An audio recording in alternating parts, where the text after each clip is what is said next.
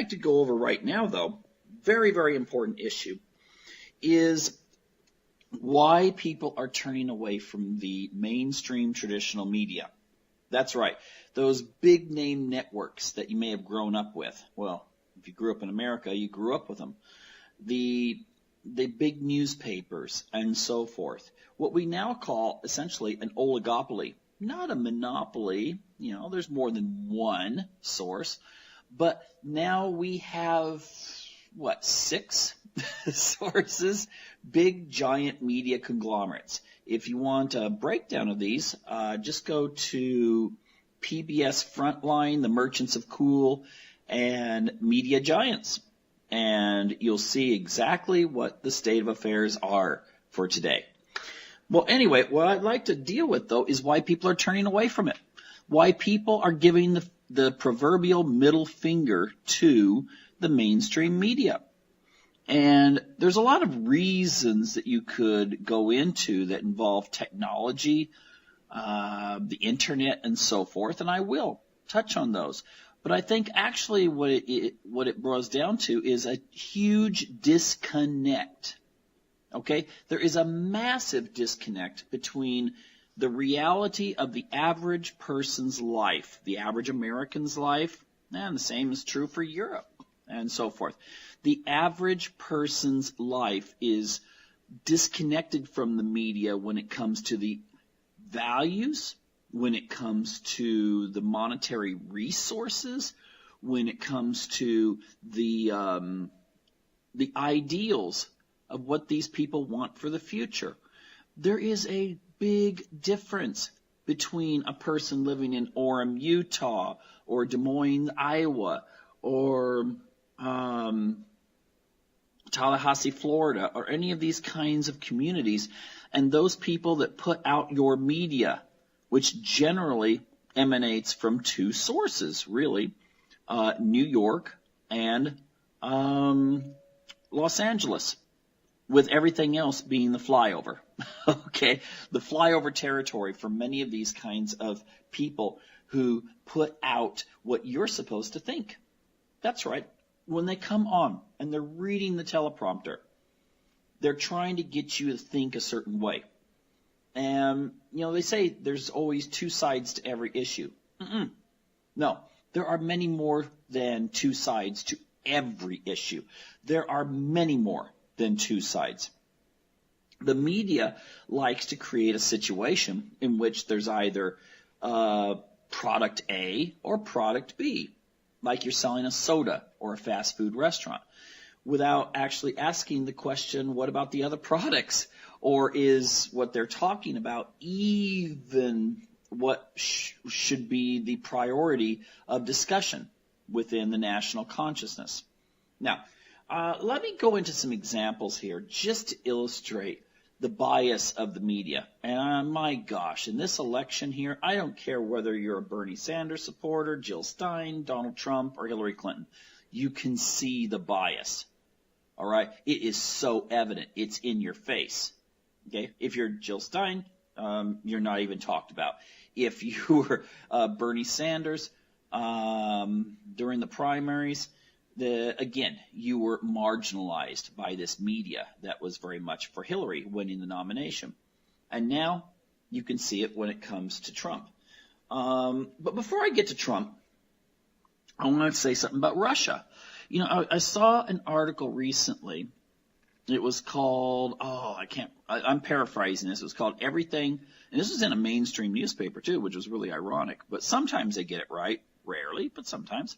And it was saying that everything you're being told in the media about Syria is a lie. Okay? And I forwarded this to someone I know who's Syrian. And sure enough, she's like, yeah, everything said in that article was true. And it was saying that the narrative that's coming out from the U.S. government is a lie.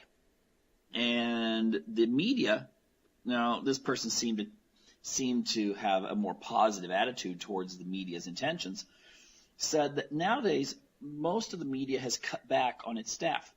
And so they get they don't send out people anymore, where you, like in the Vietnam War, where you had thousands of correspondents sent out to find out what was going on. Now you just rely on stuff from, the State Department, and maybe some of the big newspapers will publish an article and it just goes out and everyone just accepts it, whether it's true or not. And the thing is that this means that people will only read a certain aspect of a story. Now, beyond that, I've talked to a lot of media people, and I've had confrontations with media people. I've been involved in politics quite a bit. And, I remember one time I talked to a newspaper editor when an article had appeared that I challenged him. I went in and challenged him about this. And he said, he admitted, okay, I know that this is not right. I know that this was incorrect. But the stuff that you're talking about is in like the 6th or 7th paragraph, and no one reads that much. He was actually being honest. Most people read the headline, and then there's a smaller number that read the first paragraph. Second, each paragraph, you see a huge decrease in the amount of people reading it, to where when you're at the very back of the story, if someone's actually read the whole thing, it's only a tiny, tiny minority that will read that. So actually where you place your information that might show the other side is, it might be on page 2 of a page 1 story, and it might be like the 12th paragraph on page 2. Well, yeah, you're showing that there's more than one side, but it's not getting out to anyone. No one's reading that far. They've already stopped. And the only people reading it are the political junkies or the person that's very, very, very interested in the story, and no others. The impression, though, that it's leaving on those on the headline, the picture, and the first couple paragraphs are everything.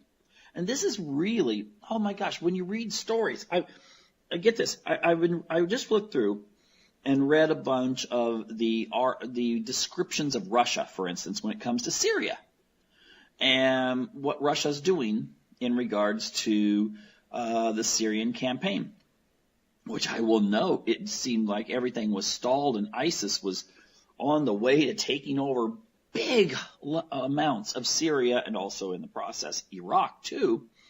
And all of a sudden Russia gets involved in it. America had been involved for a year, allegedly bombing ISIS, and all of a sudden ISIS is on the run. All of a sudden they're in a desperate situation.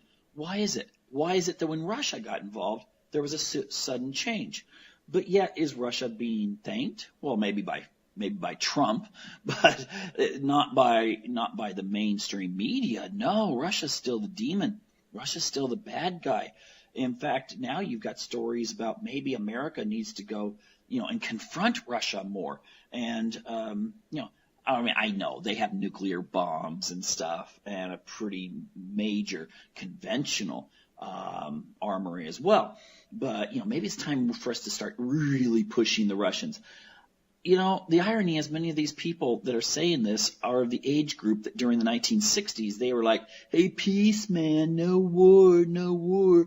And now they've got positions of power where all of a sudden it's like, the weapons are on our side. It's not Nixon anymore. We got the weapons. Now I like to see things blow up.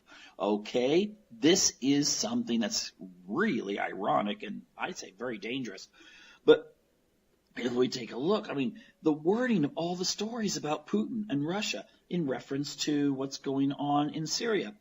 There's terms like aggressor being used about the Russians. And usually these terms are, there's always different ways you can say a word. You can say lust or infatuation. Okay? If you say lust, it implies that it's unworthy. It's kind of like base and animalistic. If you say infatuation, which means kind of the same thing, it means maybe that there's this kind of, Pepe Le Pew type thing towards the cat with the little stripe down the back or something like that. But it has a little bit more positive context. And the same you can say for leadership and manipulation. The two words mean the same thing. Leadership and manipulation mean the same thing. Look it up. But depending on what words you used, so-and-so is a great manipulator, or so-and-so is a great leader. Okay? Usually is going to be based on the writer's impression of that person, socially or politically. Now, you take a look at the words that are used about Russia. Everything's about Russia being the bad guy. Okay? I mean, you'd think that you were talking about Nazi Germany. Oh, wait a minute. Hillary's already likened Putin to Hitler. But the thing is, I don't think the Russian people would agree that they're anything close to being Nazi Germany. In fact, it was the Russians who actually put up most of the men who died to fight the Nazis. And, I've been to Russia many times. It's not a Nazistic society, believe me. But, you would think that the Russians are the worst people on the face of the earth. And that Putin's like the bloodthirsty Dr. Evil type person, just sitting back and trying to find ways to bring mayhem across the world. If you read the media, terms like aggressor, confrontational, obstacle, like obstacle to peace, defiance. Well, he's defying what the United States wants, but he's still using that word defiance implies like a child who's going against their parents. And usually we side with the parents. We figure that the child doesn't have the abilities to make decisions on their own. So when you use the word defiance, like Putin is in defiance of the wishes of the U.S. State Department, all of a sudden that still puts people don't read that like, oh, well, let's see, there's two sides here. I wonder what they are. No, it puts Putin as the mean guy, the bad guy, the one who wants to cause problems. All right? This is very evident. And, people are starting to kind of wise up to this. And, with the Trump thing, oh my gosh, it's even worse. Putin's nothing. If you've got Hitler here and Putin's worse than Hitler, then all of a sudden you've got Trump that must be even worse. Okay? I mean, he must be like something like those old Buck Rogers serials or something like that with Ming the Merciless. Was it Trump the Merciless? You'd think so if you read the headlines. But I just did a little thing. You go into Google and you type in Donald Trump and then you hit news. Okay? Just go in there. Try it. And is there anything written out in the mainstream media positive about Trump? I mean, I kept coming up with words like and headlines that were like RNC distances itself from Trump, or Trump is having a meltdown, or there was quotes from various celebrities or self-proclaimed experts, that Trump must be ashamed or ignorant or hateful or harmful. Okay, these are the headlines that you're reading. I mean, if you had not known anything about U.S. politics or Donald Trump and you just open this up, you'd think, oh my gosh, is this some sort of escaped convict who's out there wreaking havoc on the American people? There was things about scandals and Twitter rants. I mean, and that's just today that you'll find those kinds of things. I mean, how can you have a democratic discussion when your source of information out there is so freaking biased, inflammatory, and has a prejudice designed against a particular candidate? I mean, when most of us grew up, if you're like in your 40s or 50s, you grew up with the media being presented like they try to show both sides. They have to be objective. That's not the case anymore. That may have been the case. I mean, even during the Nixon Watergate hearings, there was an attempt by the media to at least show everything in the context of the big picture. Yes, maybe the media didn't like Nixon, but they treated him far better than you're seeing the treatment of Trump. And, we have the scandals when it comes to Trump. But all the stuff that it's kind of ironic, isn't it? That if it has something to do with Hillary, then it's a conspiracy theory. It's not really something that we need to deal with because this is a fringe issue. Hillary doesn't do those things, apparently.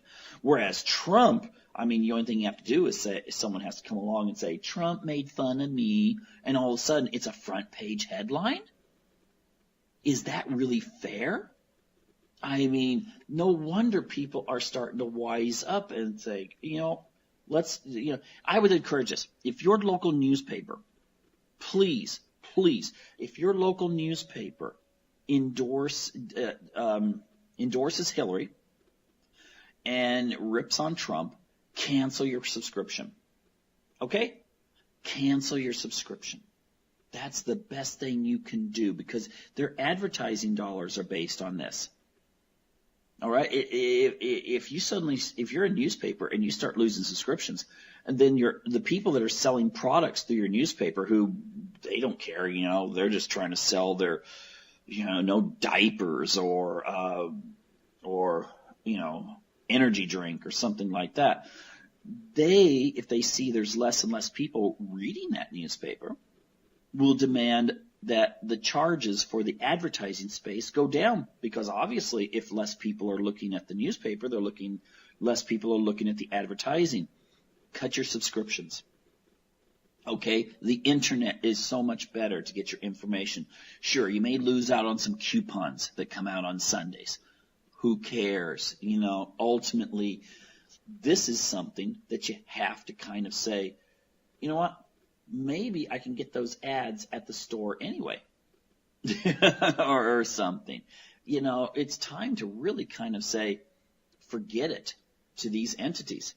And a lot of times when I see articles, I got to remember too that if you click on an article, it shows there's a lot of traffic. Wouldn't that be the ultimate irony that all the people that are clicking on articles that are ripping on Trump are actually Trump supporters, and all the articles ripping on Hillary are actually Hillary supporters, and they're just driving up everyone's traffic, and therefore you could say to the advertisers, we want more money for this.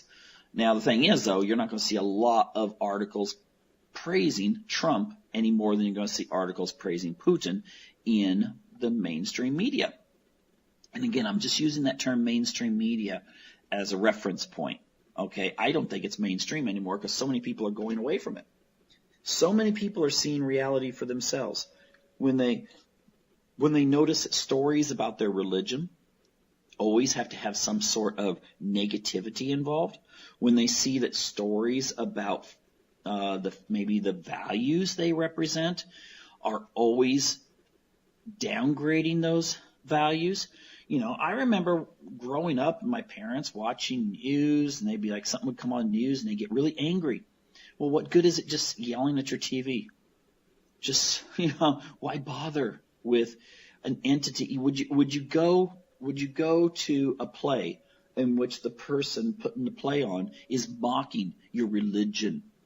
Okay? Or they're mocking your family. They're mocking your political stance, or they're mocking your economic stance. You wouldn't do it, would you? You wouldn't go in there and do that. So why do you walk into your living room and watch this stuff that's really making fun and trying to destroy your values? Now, I'm not talking about primetime TV. I'm not going to deal with this in this video or presentation. But what I am saying is that the news itself is, if you take a look at it and you were to weigh it and say, does this story reflect what I believe in? And if you start taking an inventory and figuring out, wait a minute, they're not saying anything except maybe the weather report that I believe in, then why watch it? Turn it off. Go out and go for a bike ride, or go jogging, or spend some extra time with the kids, or go out in social media and start doing something. Set up a blog. Do your own sharing of news articles. Don't just rely on the media to do it. You don't have to turn out that many, just one here or there. You never know who you're going to affect. So anyway, they see reality for themselves. They go to an event, they see an event, political event or something, and then they notice it's not even on the news. And maybe there was 20,000 people that showed up for this event, but yet there's a story about the opponent, and you also read that she had maybe 150 people show up. What does that impression give? Well, you know the truth because you were there. But the people who are just watching it just on television or reading about it in the newspaper, they weren't there, so they have no clue. So the reality becomes, well, I guess they both had these rallies, and I see a number for this one, but not for this one, so therefore this person must really be ahead. And then people like to bet on winners. It's not very good survival strategy to bet on the loser. Okay, this side's losing in the war. I'm going to go join them.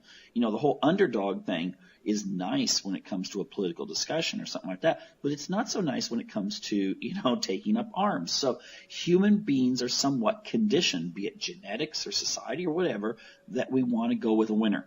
So therefore, if you see that your candidate is always the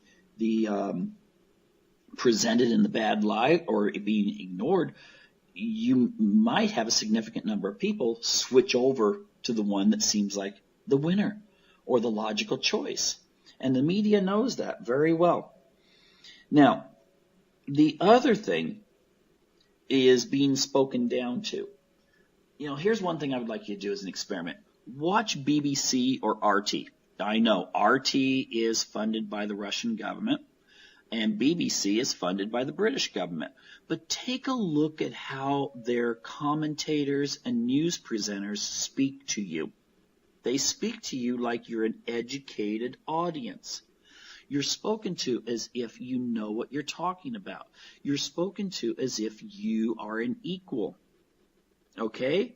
Now watch American media. I would actually say Fox is okay in this regards. They seem to be much better towards their audience, but I don't see it in that much in the other areas, in the other networks. I've seen some where it's almost like you're a school child. I remember one particular story in which someone was talking about Israel bombing Syria, and the way they presented it was almost akin to, the Israelis are the good guys and the Syrians are the bad guys, and Israel went after the bad guys, type of attitude. Okay? And, regardless of how you feel about issues in the Middle East, wouldn't it be much better to explain this as if you're talking to someone that's not with a first or second grade educational level? All right? So the thing is, you need to be able to, if you're watching the news programs and they're talking down to you, then remember, that's how they think of you. They think of you as not being very intelligent. They think of you as being less able to grasp things. Now, there may be some people that say, well, Trump definitely can speak at a much higher level than he does during his rallies. He seems to speak at about a fourth grade level. But he uses language that everyone can understand, but he deals with concepts in a much more advanced way. So therefore, it's not the same thing. If your newscaster, though, is saying, okay, this is what happened today, then that's much different. Okay, that is much different, and maybe it's time to think, no way. I don't want to listen to this. I just don't want to be insulted. Now, the thing is that there is a growing divide right now when it comes to what people listen to between the various groups and so forth, what they wish to, I should say, entertain themselves with. No, that's more like if you're watching the mainstream media. All the glitz and glamour and all the pretty faces and that sort of thing. By the way, look up how much these people make. Okay, especially if they're like liberals and they're talking about, the plight of poor people and that sort of thing. Well, take a look how much they make. Just look their names up. It's easy. Just go on the internet, put their name in there. How much do they earn a year? You might be kind of surprised in a lot of cases. And that reminds me of one other issue that bugs me. When they start talking about, things are going so much better, when it comes to the economy and stuff like that. Well, yeah, if you're rich. And also, if the people you associate with at cocktail parties are rich, then of course things look like they're getting better. The rich don't usually fall down to the level of poor. Okay? The poor the poor have to really struggle to get to middle class, but right now the middle class is struggling tooth and nail just to hang on. I mean, seriously, they are barely hanging on. And the media makes it sound as if, oh, well, it's okay. Things are going well. We're out of the recession and things are booming. No, they're not. You all know that they're not. You all know what businesses looked like 10 years ago in the United States. You all know how much people are working to try, skipping their vacations because they're so freaking scared of losing their jobs. You know that. But the media tries to tell you, no, things are great. Things are wonderful. Well, this is creating a greater divide. Oh, by the way, I just wanted to say, when Hillary made the comment about Bernie's people being people that living in their mom's basements, maybe Hillary should ask the question, why are people in their 20s having to live in their mom's basements?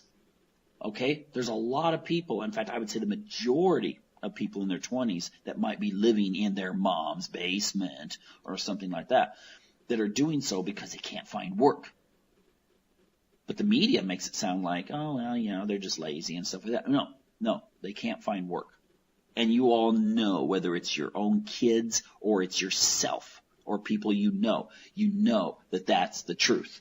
But the media would tell you that that's not the truth. You're not correct.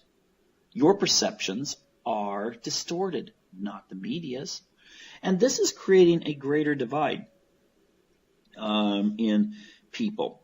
Now, I know that Hillary's been really jumping on what she calls the alternative right.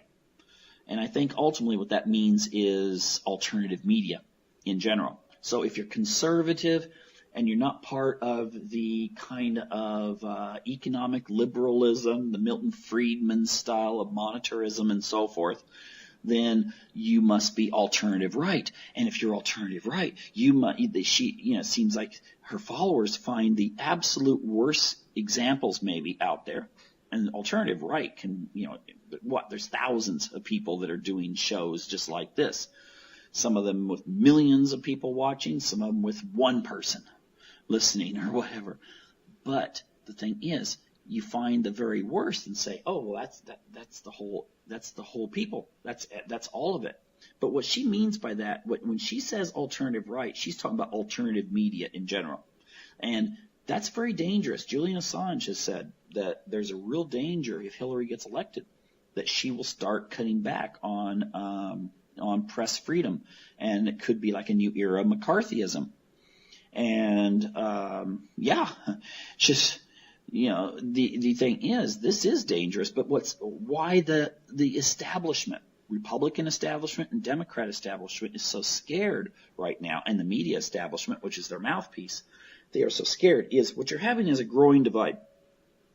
You're having young people, and you're having middle-aged people, and by that I mean, under 60, let's say. They're not living in their mom's basement, as Hillary would say, age, but they are maybe in their 40s or 50s. But many of those 40s and 50s, and definitely the young people, are computer literate. And they're comfortable with the computer, way more comfortable getting their news and information on the computer. And as they explore, they start finding alternative media. And then they start saying, wow, this alternative media treats me as if I'm intelligent.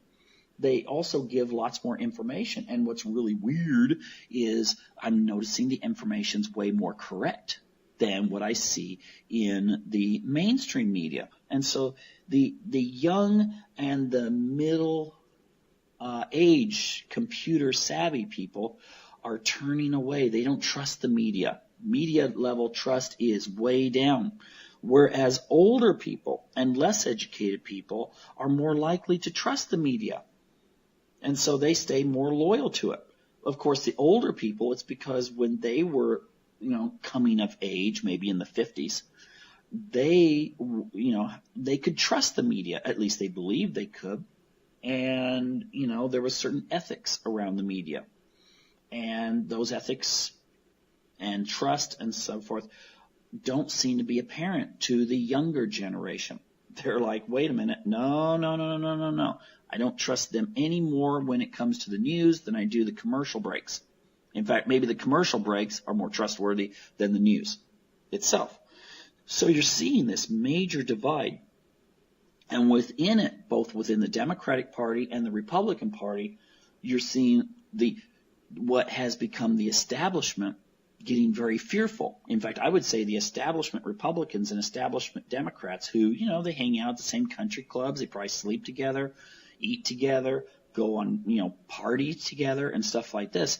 They're both seeing like the alternative media as being this like populist revolt, something that threatens them. On the left side, you've got the Bernie Sanders people who are saying, we need change, we need to do this. On the right side, they see the type of Trump people saying, we need change, we need to do this. And what's really scary to them is those two groups overlap quite a bit on issues. Maybe there's a little difference when it comes to issues, I don't know, like abortion or gay marriage or something like that. But on other issues, there's a lot in common. And this scares the elite. This scares the people who have been able to trust that, things are going to be stable in the general psyche of the population, that things won't change so much. But now they don't know where people are at. Before it's like, oh yeah, network news, that's the narrative. But now people are going out there and they're learning stuff, and their trust level of media is just plummeting to the ground.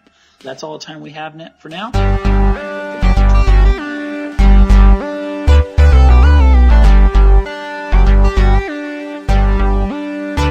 This is Ozzy Skateboard, and you're listening to UCY.TV.